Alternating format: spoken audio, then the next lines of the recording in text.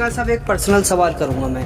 लोग कहते हैं कि AIMIM मुस्लिमों की पार्टी है, तो विकास श्रीवास्तव इस पार्टी में? विधानसभा का सबसे पहला मुद्दा जो है, हमारे जहाँ पे हम खड़े यहाँ बुनकर समाज का है। हमारे यहाँ पर पावर उलूम है वो बंद कर दिए गए हैं, क्योंकि धागा और अन्य सामान जो पावर उलूम का है वो बहुत महंगा कर दिया मोदी जी की सरकार में। तो हमारे मुस्लिम भाइयों के पास कोई ज़मीनें तो है नहीं जो खेती करके वो यहाँ पर अपना खर्चा चला। 15 साल से समाज सेवा कर रहा हूँ, मेरा बगल का गाँव है, मैं 15 साल से यहाँ के हालात देख रहा हूँ। तीनों सरकारें आई, तीनों MLA यहाँ जो थे उनकी सरकारें थी प्रदेश में, लेकिन यहाँ के बदतर हालात हैं। AIMIM में विकास श्रीवास्तव या कोई और हिंदू नेता है, उनको साइड किया जाता है? नहीं, बिल्कुल नहीं किया जाता है। हम लोगों को बराबर, हम आपको बताना चाहते हैं, हमारे यहाँ 100 आवेदन हुए हैं, जिसमें 35 आवेदन हमारे हिंदू भाइयों के हुए हैं, और सब जाति से हैं, चाहे सामान्य जाति का हो, ब्राह्मण हो, ठाकुर हो, या कायस्थ हो, या बैकवर्ड का हो, वर्मा यादव हो, लोधी हो, उसके बाद SC के भी हैं। हमारे बैरिस्टर साहब संविधान को लेकर चलते हैं और सब। हम इस वक्त बाराबंकी की रामनगर विधानसभा में हैं। कल असदुद्दीन ओवैसी का इसी मैदान में दौरा होने वाला है, जनसभा करेंगे। मेरे साथ रामनगर विधानसभा के संभावित प्रत्याशी विकास श्रीवास्तव हैं, इनसे बात करेंगे। विकास जी, कल जो है ओवैसी साहब आ रहे हैं, किस तरह की तैयारियां हैं? पहले तो आपका बहुत बहुत शुक्रिया। देखिए, हमारी तैयारी ज़ोरों शोरों से चल रही है, करीब 1 महीने से।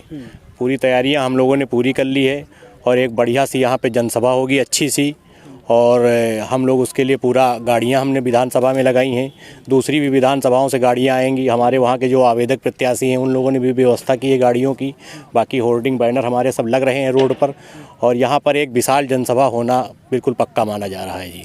अच्छा, जनता के बीच जा रहे हैं, आप बता रहे हैं कि ओवैसी साहब की रैली होने वाली है, और दूसरा जो है AIMIM जितना तरीके से जो है लगातार दौरे कर रहे हैं ओवैसी साहब, तो कितना जो है जनता आपको लुभा पा रहे हैं और जनता आपके साथ आ रही है?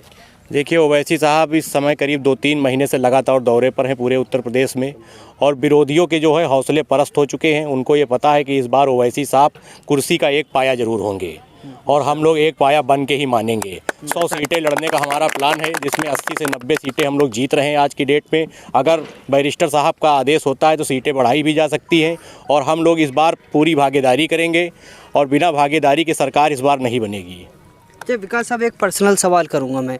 लोग कहते हैं कि AIMIM मुस्लिमों की पार्टी है, तो विकास श्रीवास्तव इस पार्टी में क्यों? देखिए, आपने बहुत अच्छा सवाल पूछा, मैं आपको बताना चाहता हूँ इसके लिए।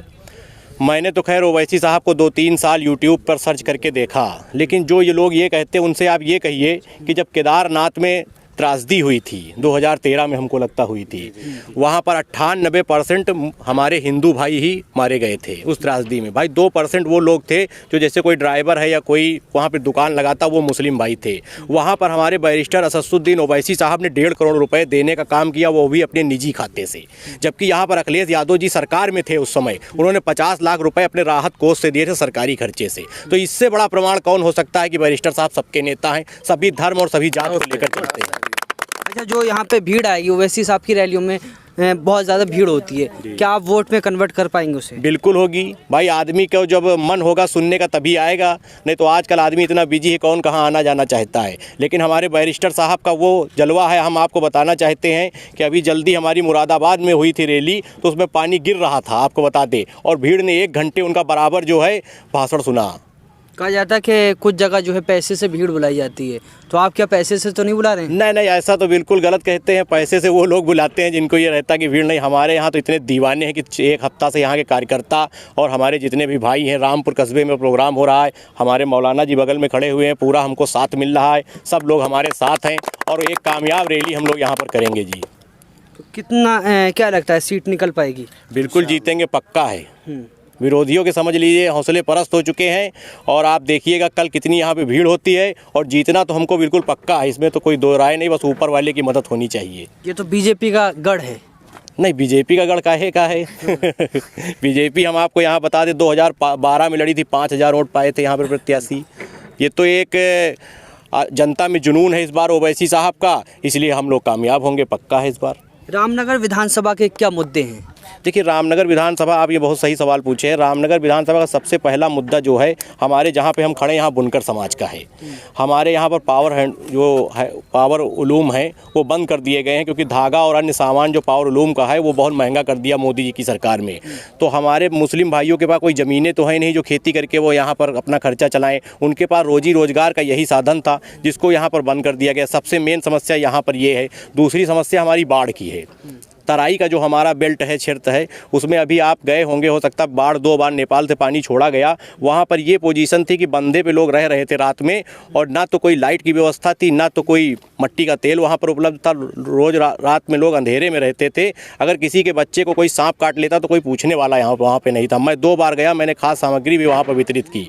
अब आप समझ लीजिए, सबसे बड़ा मुद्दा बाढ़ का है, दूसरा मुद्दा बुनकर समाज का है, और यहाँ पर एक मुद्दा और, हमारे यहाँ रईन बिरादरी भी बहुत ज़्यादा हमारी विधानसभा में है। हमारे यहाँ 2 साल लॉकडाउन रहा। आप समझ लीजिए, हमारे रईन भाई सब्जी बेचकर अपना खर्चा चलाते थे। उनको समझ लीजिए ठेला गांव के अंदर यहाँ के लोगों ने नहीं घुसने दिया। हम आपको बताना चाहते हैं, मैं यहाँ पर 15 साल से समाज सेवा कर रहा हूँ। मेरा बगल का गांव है।